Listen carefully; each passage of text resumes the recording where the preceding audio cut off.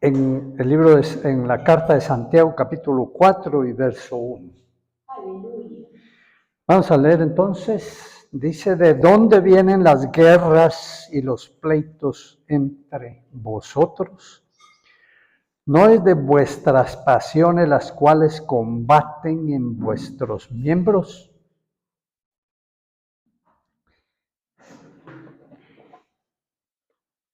El hombre, Dios no lo puso sobre la tierra para que viva solo, sino que la mayoría de personas, puede ser que alguna por ahí, que el propósito de Dios haya sido que viviera solo, pero a la mayoría Dios los ha puesto a vivir en comunidad, en sociedad, en unión familiar con otras personas.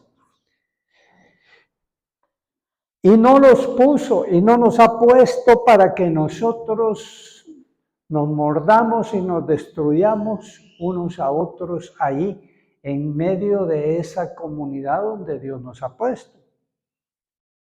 Dios no nos puso en la familia, Él la escogió para que estuviéramos como perros y gatos en esa familia.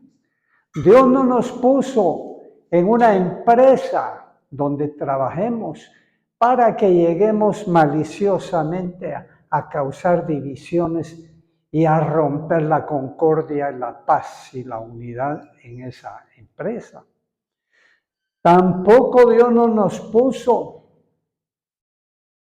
en una sociedad, en una nación, en una ciudad, para que nosotros seamos vehículos de disensión, de división, de guerras en medio de esos pueblos.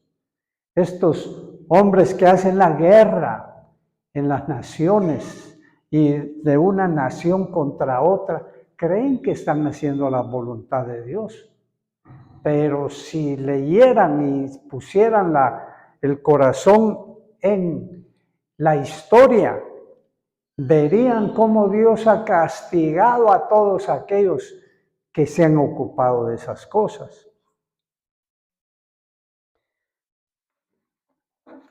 Pero veamos qué dice la palabra de Dios. ¿Por qué?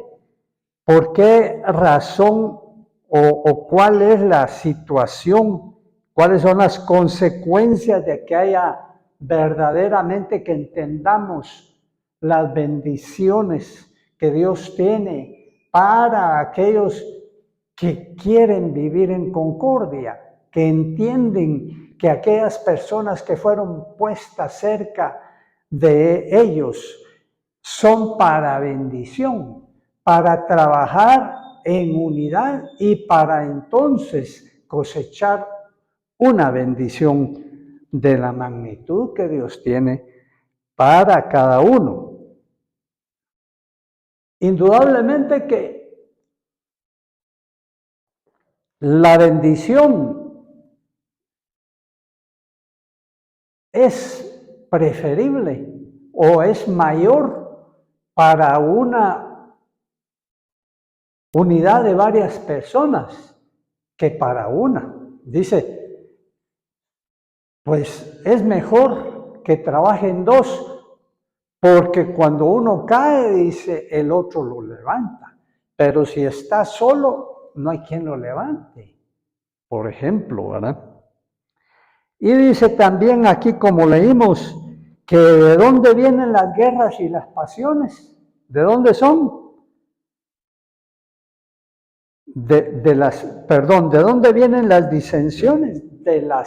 Del corazón, de los miembros, de las pasiones que combaten en nuestros miembros. Y ahí caemos en el problema de la falta de unidad, de la falta de unión en los grupos, de la falta de unión de los matrimonios. Que cada uno quiere seguir haciendo lo que le da la gana. Cada uno quiere hacer siempre la voluntad de su corazón. Esa es la naturaleza humana. Pero Si nosotros queremos vivir en unidad con otros, en paz con otros, tenemos que deponer las armas. No podemos estar ahí como que fuéramos lunáticos, ¿verdad? Un rato bonito y un rato feo, un rato en guerra y al rato con una sonrisa de oreja a oreja. No, eso no se puede hacer. Porque si nosotros trabajamos en esa forma, cuando estemos de malas vamos a dañar a las personas, las vamos a ofender. ¿Y cómo quedan esos corazones? Va a tener que haber un proceso de restauración. Y por eso es que no hay unidad, no hay paz. No hay paz porque el diablo a eso viene. El diablo esa es su tarea. Él sabe que en la unidad hay bendición de Dios. Él trabaja especialmente contra la unidad. Leamos en 1 Corintios 3:1. Dice, de manera que yo, hermanos, no pude hablaros como a espirituales, sino como a carnales, como a niños en Cristo. Os di a beber leche y no vianda, porque aún no erais capaces, ni sois capaces todavía. Este es el problema, la carnalidad, como hemos estado explicando. El querer seguir obedeciendo a la vieja naturaleza que se quiere siempre salir con la suya. Ese es el problema que todos tenemos y con el cual tenemos que luchar todos. Si queremos vivir, si aspiramos a vivir, si en algo tenemos como bueno vivir en unidad, en concordia y en paz con las personas con las que Dios nos ha puesto. ¿Por qué son todas estas cosas? Dice, porque aún sois carnales. Hace algunos días estuvimos hablando precisamente de esto, de cuáles son las características de la persona cristiana que todavía anda carnalmente.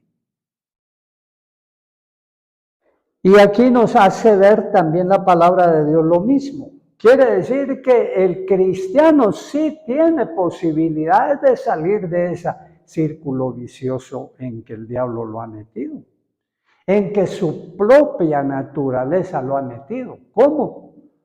Pues decidiéndose a seguir el camino cristiano. Por sí mismo no puede. Por sí mismo se va a hundir cada vez más. Porque cada vez más el corazón se va a cargar de resentimientos, de odios, de rencores, de enojos, de violencia, etcétera, etcétera.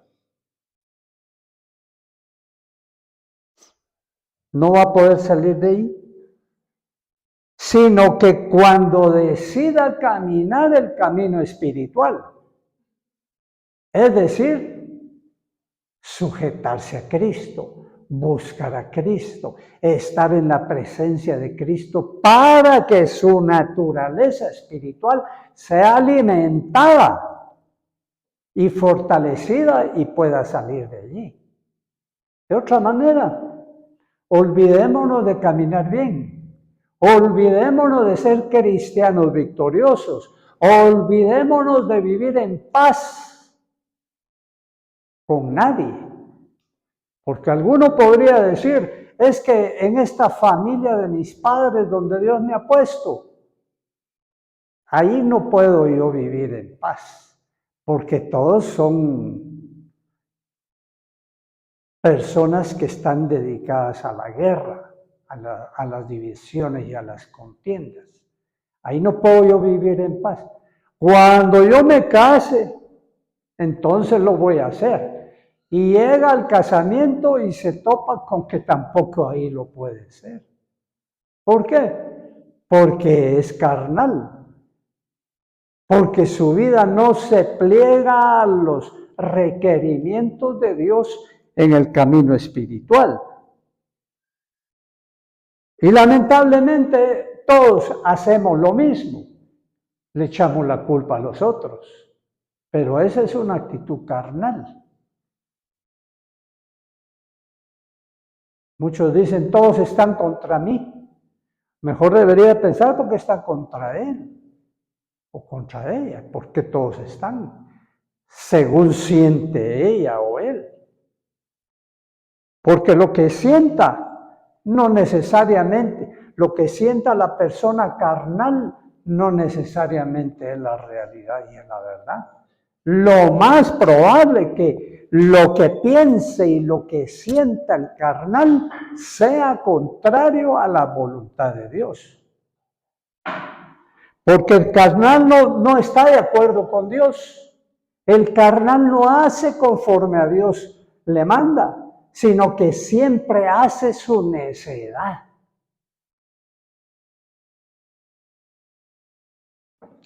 Pero sigamos acá, porque lo que queremos es que Dios nos hable y nos diga de qué nos estamos privando. Dice Mateo 12:25. Sabiendo Jesús los pensamientos de ellos, les dijo: todo reino dividido contra sí mismo es asolado, y toda ciudad o casa dividida contra sí misma no permanecerá. Esta es la sentencia. Esta es la sentencia para los matrimonios divididos, para las familias divididas, para las sociedades divididas, para las empresas divididas. Van a fracasar. Las empresas donde no haya unidad fracasan. Los equipos deportivos donde no hay unidad fracasan. Porque antes tiene que estar la unidad. Porque aún dice el apóstol Pablo, que aquellos que no son cristianos, cuando hacen lo que Dios manda, reciben la bendición que la ley promete. Entonces, aún ellos podrían alcanzar bendición, no siendo cristianos, cuando haya unidad entre medio de ellos. ¿Cuánto más en los matrimonios cristianos? Pero dígame usted, ¿dónde están los matrimonios cristianos felices, unidos? ¿Dónde están? ¿Dónde están las familias cristianas unidas? ¿Dónde están? ¿Dónde están las iglesias unidas? Si cada uno jala para su lado y cada uno ve a los demás sospechosamente y dice, no, es que algo tiene porque me vio raro. El diablo hace ver micos aparejados. ¿Dónde están?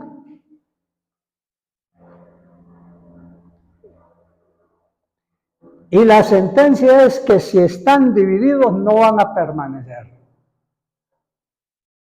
Mire, ya con 40 años, 50 años de cristianismo, yo le digo, esto es una realidad que se vive a cada momento.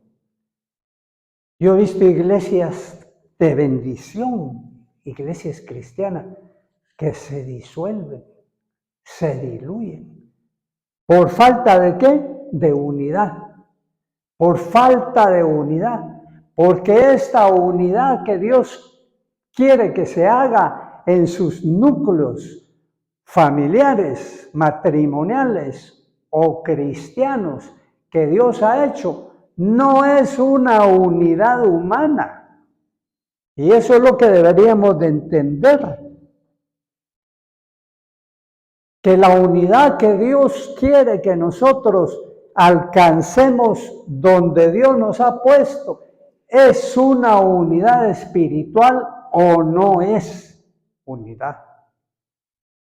Por eso es que aquellos que pugnan por que las iglesias se unan bajo lineamientos o bases que ellos mismos están creando un monstruo, porque no va a haber unidad. Porque ¿quién es el que hace la verdadera unidad en medio de todos estos grupos? ¿Quién es el que hace la unidad en medio de un matrimonio? Solo el Espíritu de Dios. ¿Quién es el que hace la unidad en medio de la congregación? Solo el Espíritu de Dios. Pero ¿cómo va a haber una iglesia donde haya unidad en amor, en el vínculo de la paz, como nos señala la palabra de Dios, si es una retahíla de carnales la iglesia? ¿De dónde va a salir la unidad? ¿De dónde va a salir la paz? ¿De dónde va a salir el amor?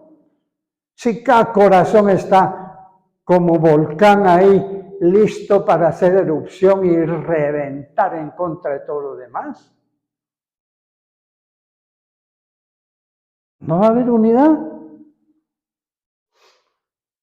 Y Dios dice que todos van a ver en medio de su pueblo, en medio de estos núcleos unitarios que Dios ha creado, de unidad que Dios ha creado, todos van a querer estar igual que ellos o en medio de ellos, si fuera congregación, por el amor que haya en medio de ellos. Pero le pregunto yo a usted cristiano, su familia se podría ver como un modelo de unidad y de amor. Su matrimonio, el mío, se podría ver como modelo de unidad.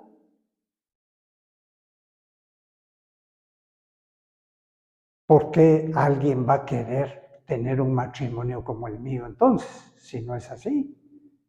¿Por qué alguien va a querer vivir una vida cristiana si no ve esa unidad en la iglesia por ningún lado? Nos fuimos de una iglesia por problemas doctrinales graves, doctrinas fundamentales trastocadas y falseadas. Y nos quedamos sin iglesia varios años.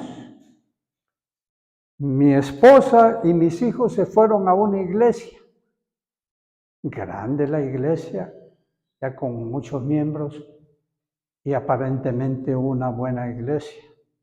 Estuvieron ahí 2 años y en esos 2 años nadie les habló. ¿Será una iglesia amorosa? ¿Será una iglesia de Dios verdaderamente? ¿Dónde está el amor en esa iglesia? ¿Dónde está la unidad? ¿Dónde está el vínculo del Espíritu de Dios que guía a la unidad, a la entrega a los hermanos? Definitivamente, ¿verdad que no? No es lo que Dios quiere esa iglesia. Pero volvamos entonces a esto. Toda ciudad dividida contra sí misma no permanece y todo vínculo que Dios ha hecho, sea matrimonial, sea familiar. Mire,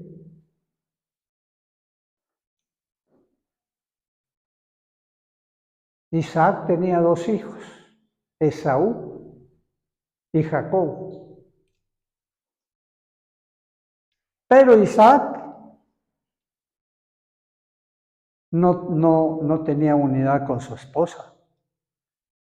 La esposa jalaba para un lado y él para otro.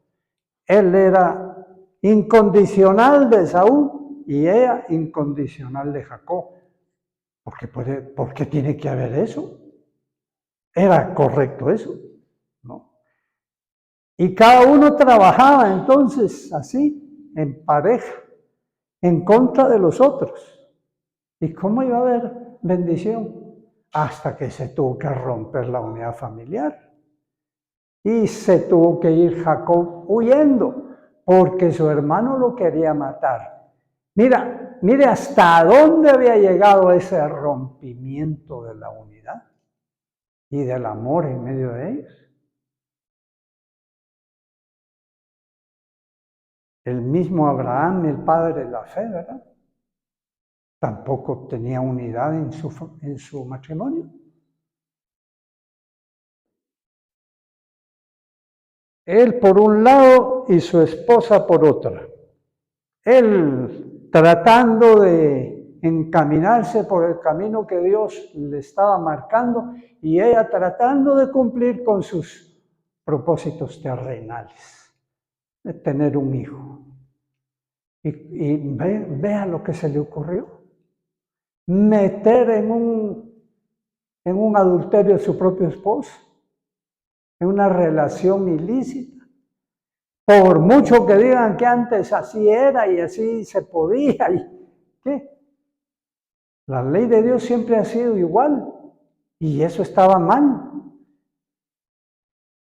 Y el resultado se ve. Si hubiera sido algo bueno, el resultado hubiera sido bueno. No podemos esperar resultados buenos de malas acciones, de divisiones, de buscar cumplir nuestros propósitos o nuestras metas lejos de la voluntad de Dios y el camino que Dios marca.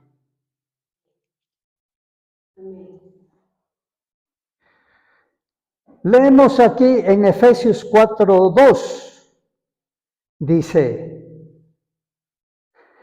leamos desde el 4:1, yo pues preso en el Señor, dice Pablo, os ruego que andéis como es digno de la vocación con que fuisteis llamados.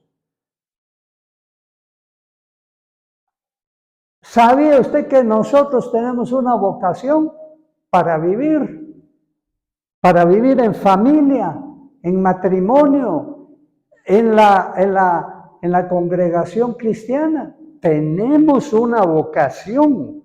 ¿Y cuál es esa vocación? Con toda humildad y mansedumbre, dice. Soportándoos con paciencia los unos a los otros en amor. En humildad y mansedumbre.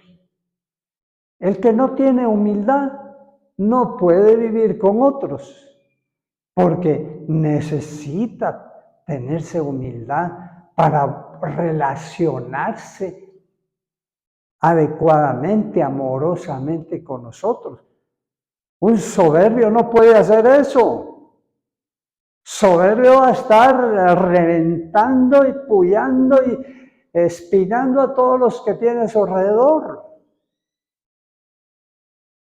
O sea, lo que se necesita es quebrantarse, considerar como primordial guardar la unidad, poner la unidad del grupo, la unidad del matrimonio antes que mi propio interés. Eso se necesita. Y entonces la mansedumbre tiene que ir a la par. De otra manera no se puede vivir. Hay personas que cuando viven juntas con alguien, dicen, yo no puedo vivir con esta familia, no puedo vivir en este matrimonio con esta mujer, me equivoqué.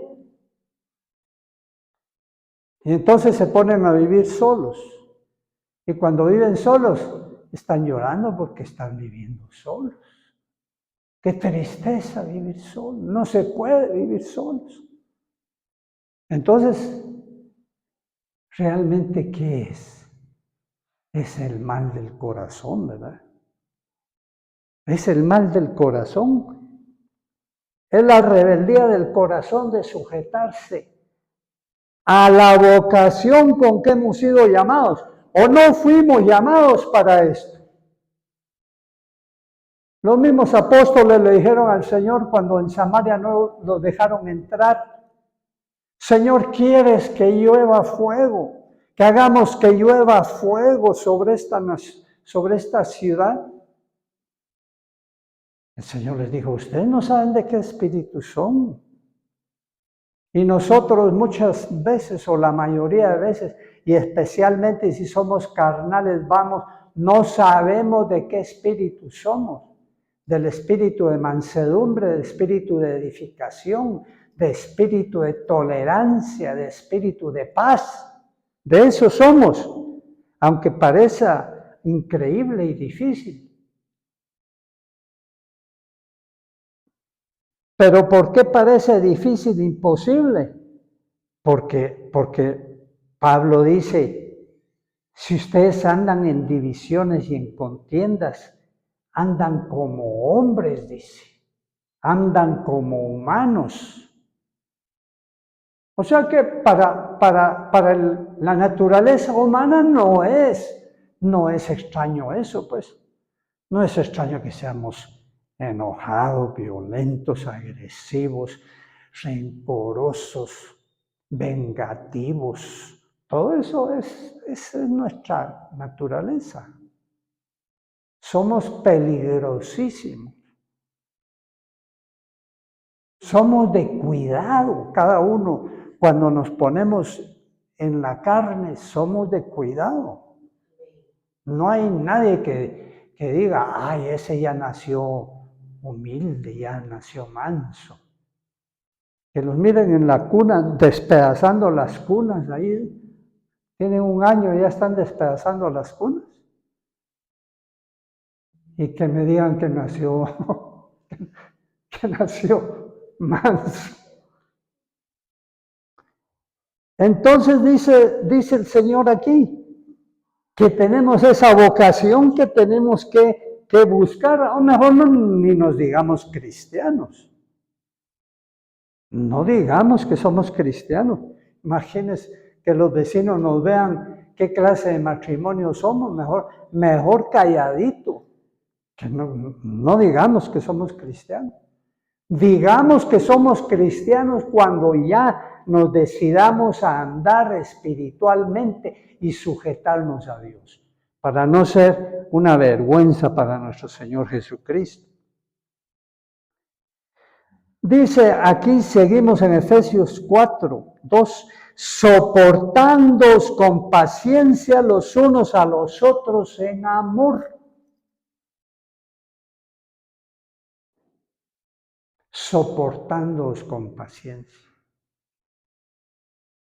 Pregúntese usted.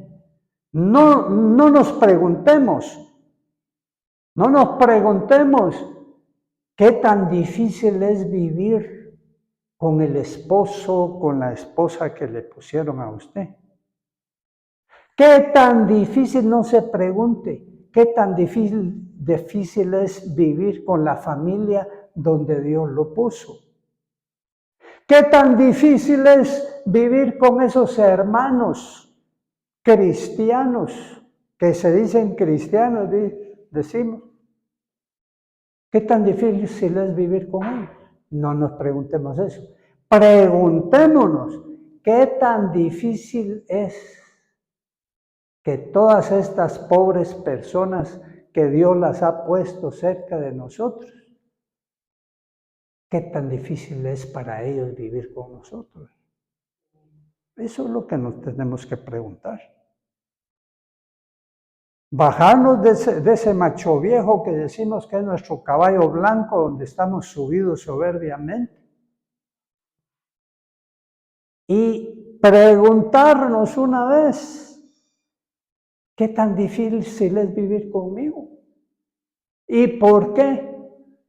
¿Cómo puedo yo hacer más fácil la carga de otros pobres que Dios los ha puesto a vivir conmigo? Esa es la pregunta. Y esa debería ser la solución para aquellos problemas que yo puedo estar afrontando en mis relaciones con otros. Porque aquí claramente dice que se necesita soportar a otros. Si no se necesitara soportar a otros que viven con nosotros y que eso nos soporten a nosotros, no necesitaríamos el amor, ¿no les parece a ustedes? ¿Para qué lo necesitamos? Si no hay necesidad de soportar a otros. Son unos angelitos todos los que viven alrededor de nosotros. ¿Para qué necesitamos el amor? Yo estoy seguro que no es difícil amar a un ángel, ¿verdad? ¿Qué le parece a usted? Si estamos en medio de los ángeles, no necesitamos el amor, no lo necesitamos. Necesitamos el amor y necesitamos soportar aquello cuando vivimos en medio de personas imperfectas.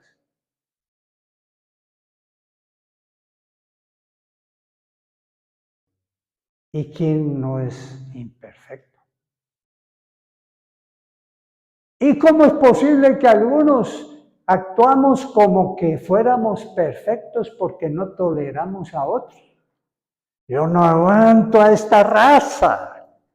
Yo no aguanto a esta mujer, a este marido que Dios me dio.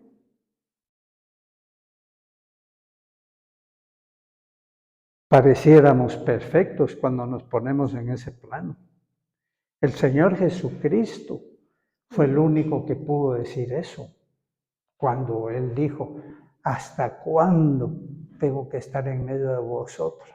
Imagínense al perfecto, en medio de tanta imperfección y de tanta corrupción. Él fue el único que pudo decir eso, con justa razón. Entonces, para terminar, aquí mismo dice, cuando nos llama a que sigamos en esa vocación, dice, solícitos en guardar la unidad del Espíritu en el vínculo de la paz. Esa es la única unidad que nos sirve para esta desgracia en que podemos estar viviendo por carnales. La unidad del Espíritu de Dios es el único que puede hacer un vínculo perfecto entre persona y persona, entre esposo y esposa, entre hermanos, el Espíritu de Dios. Y no diga cuando comiencen los otros, yo voy a hacerlo. Cuando mis hermanos se comporten espiritualmente, yo lo voy a hacer. No, nosotros somos los obligados a comenzar, porque nosotros somos los obligados en el Espíritu que nos cela rígidamente. Nosotros somos los obligados. ¿Por qué? Porque no podemos ser hipócritas en decir que nosotros amamos a Dios si no amamos a los hermanos, si no amamos a la congregación, si no amamos al esposo o a la esposa. No podemos ser hipócritas y decir, a Dios amo, pero a fulano, a sutano no puedo amarlo, ¿no? Hipocresía. Amén. Amén. Aleluya, gloria a Dios. Si queremos aspirar a algo dentro del cristianismo, Dios nos enseña cuál es el camino a la unidad. En el vínculo de la paz, dice, para terminar, ¿verdad? En el vínculo de la paz. La unidad del Espíritu en el vínculo de la paz. Vínculo es algo que une. Y solo puede unir la paz. La guerra separa. La guerra corta el vínculo. Amén. Pongámonos de pie.